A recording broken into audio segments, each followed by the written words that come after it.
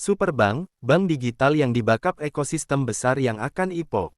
Angka-angka di prospektus terlihat impresif, pertumbuhan pengguna jutaan, pertumbuhan kredit ratusan persen, dan target dana miliaran rupiah.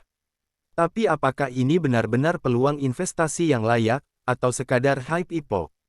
Di video ini kita kupas tuntas prospektus, angka-angkanya, valuasi kasar, serta risiko yang wajib kamu tahu sebelum ikut pemesanan. 1. Profil singkat dan konteks IPO. Superbank kode SUPA muncul sebagai bank digital yang memanfaatkan ekosistem besar, termasuk integrasi dengan aplikasi besar untuk akuisisi nasabah.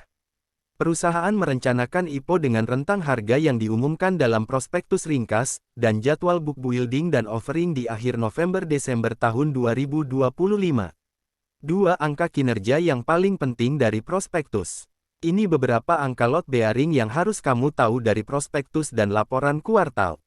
Laba bersih Q32025 tercatat sekitar 60,13 miliar rupiah, membaik drastis dari rugi tahun sebelumnya. Pertumbuhan kredit tercatat melesat contoh, plus 84% YoY ke sekitar 9,03 triliun rupiah menurut ringkasan berita.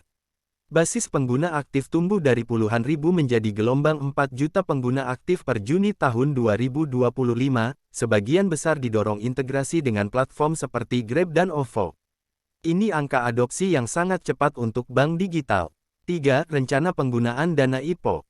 Menurut prospektus, dana IPO akan dipakai terutama untuk modal kerja untuk ekspansi penyaluran kredit proporsi terbesar, sekitar 70% dari dana. Belanja modal teknologi dan pengembangan produk gelombang 30%. Ini artinya dana akan langsung digunakan untuk scale up bisnis inti, menambah portofolio kredit dan memperkuat infrastruktur digital. 4. Valuasi kasar dan bagaimana menilai wajar tidaknya harga IPO. Bagaimana menilai apakah harga IPO masuk akal? Karena perusahaan masih baru di pasar publik, kita pakai pendekatan sederhana, proyeksi pertumbuhan pendapatan plus perbandingan bancassurance digital bank sejenis.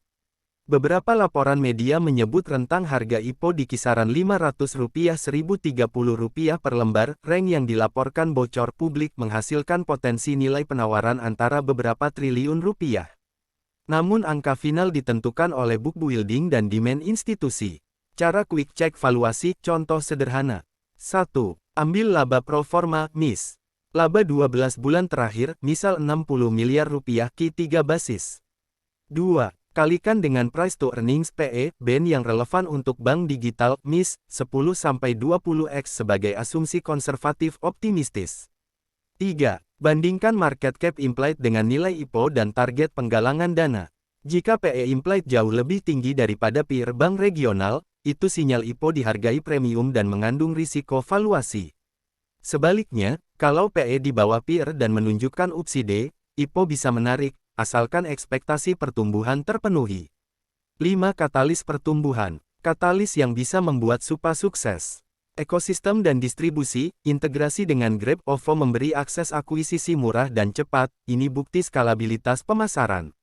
Permintaan kredit retail dan merchant di Indonesia yang masih besar, potensi cross-sell produk fintech. Digital product adoption, jika Superbank mampu mempertahankan NIM yang sehat dan biaya akuisisi rendah, ROA/ROE bisa membaik. 5. Risiko utama yang harus diwaspadai. Jangan tertipu angka pengguna, ada beberapa risiko serius. 1. Kualitas aset kredit tumbuh cepat, tapi perlu lihat NPL trend dan provisioning. Pertumbuhan kredit agresif tanpa underwriting ketat bisa memacu NPL di masa resesi. Tampilkan catatan cek NPL di prospektus. 2. Kepatuhan dan regulasi, bank digital di bawah perhatian OJK, setiap perubahan aturan bisa mempengaruhi model bisnis dan biaya kepatuhan. Sebutkan respons BI soal prospektus bocor sebagai contoh pengawasan regulasi. 3. Persaingan dan margin, banyak pesaing digital dan bank lama yang juga agresif di digitalisasi, persaingan suku bunga fee bisa menekan margin. 4. Valuasi dan sentimen IPO, kalau book building terlalu optimis harga tinggi, risiko short term correction pasca listing besar. Catat isu rentang harga yang beredar. 6. Strategi investor retail, apa yang boleh dan tidak boleh dilakukan. Rekomendasi praktis. Baca prospektus ringkas dan lampiran keuangan sebelum pesan. Jangan cuma ikut hype. Jangan all in, bila mau ikut IPO, alokasikan proporsi kecil dari portofolio, mis. 5%. Siapkan horizon, IPO bisa volatile, jika kamu investor jangka panjang, fokus pada fundamental 12-24 bulan berikutnya. Tunggu periode 3-6 bulan setelah listing jika kamu ingin melihat kinerja operasional dan transparansi manajemen.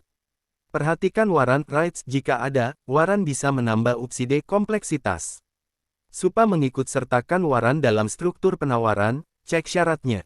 Superbank punya cerita menarik, adopsi pengguna cepat, dukungan ekosistem besar, dan rencana ekspansi yang jelas. Itu semua adalah katalis nyata. Namun, pertumbuhan cepat selalu datang bersama risiko kualitas kredit, persaingan, dan valuasi IPO. Jadi keputusan ikut IPO harus dilandasi data, bukan sekadar FOMO.